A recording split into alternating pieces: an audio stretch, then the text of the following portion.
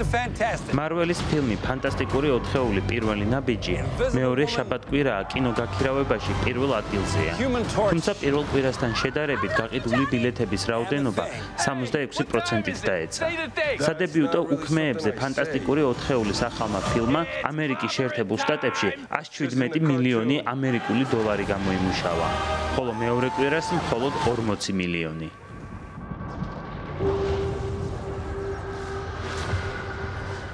Don't tell me you guys are bad again. No, we're being 22 მილიონი დოლარით მეორე ადგილზე ანიმაციური კომედია ცუდი ტიპები 2-ია. All right, Mr. Master of Disguise, you're up. ფილმის პირველმა ნაწილმაც გახსნით კვირას 2022 წელს 23 მილიონი დოლარი გამოიმუშავა. Do your thing. I'll be your hacker today.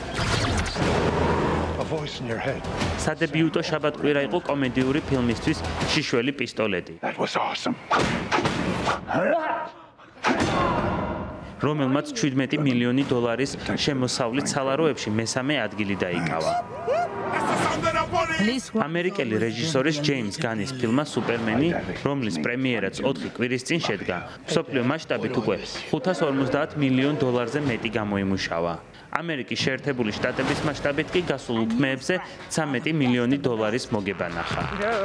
Need a bathroom. I need this room immediately. There's a line, man. Police business.